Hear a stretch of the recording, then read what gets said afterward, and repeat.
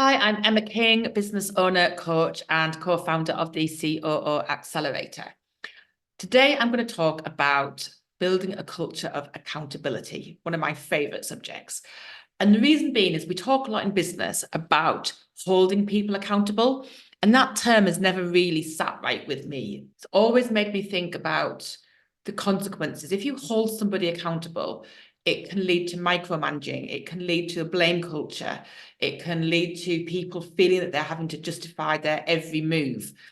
And compare that to building a culture of accountability, very subtle difference in words, but vastly different in terms of impact.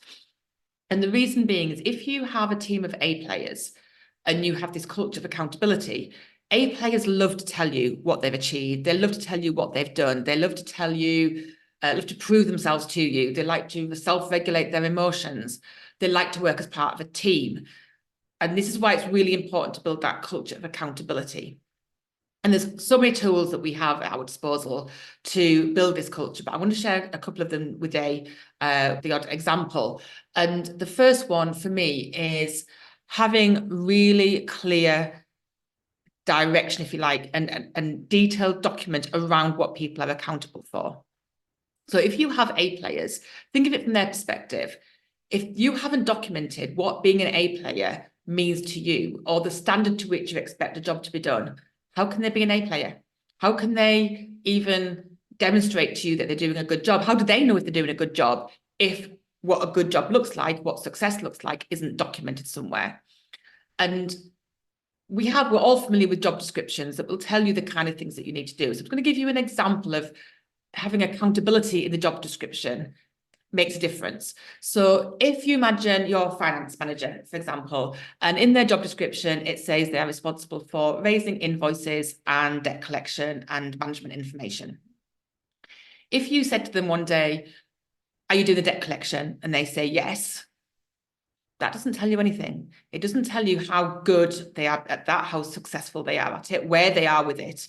Whereas if they're accountable in their job description for example, raising invoices within half a day, of having 90% of income in by the time it falls due, and no more than 10% in 30 days past due, then when you ask them how you do the debt collection, they say yes. They could be meaning, yeah, when I get around to it, I do it. Yeah, but not on time. The money doesn't come in till 30 days, 60 days, 90 days. And we all know as business owners, we need to get the cash in. Cash flow is king. So in that respect, having accountability and saying the money has to be in by a certain time, then you've got questions to ask around, hey, how is debt collection going? Are we hitting target that's laid out in the job description? Yes or no. It gives you more information. So having clarity, documenting what success looks like, for me, that's a really big tool. And then the second one is how you take that information and bring it into your meetings and the conversation. And the key to that is having a really good company scorecard. And if you're not sure about a company scorecard, what it is, we've done videos on it. We're going to put a link. I've written a guide to how to write company scorecards. I'll put a link in the comments. But effectively, your company scorecard, it will say, for example, using the finance example, 90% of cash collected on by the time it's due, no more than 10% 30 days after it being due. And every week, your finance director fills in the details. Yes, X amount of pounds collected in, or dollars, or whatever currency you're in. And then the percentage, 90%, 95%. And if it's like 80%, you can then talk about, oh, why is it 80%? What's happened? And work out what is part of the process missing. Has that person just not done the work? Are your reminder templates not effective enough? You can really get to the bottom of why the cash isn't coming in. And that's why it's different to having that, is it in or not in? Are you on track, not on track? And that blame culture of, if you're not doing the assessment of where the break in the chain is.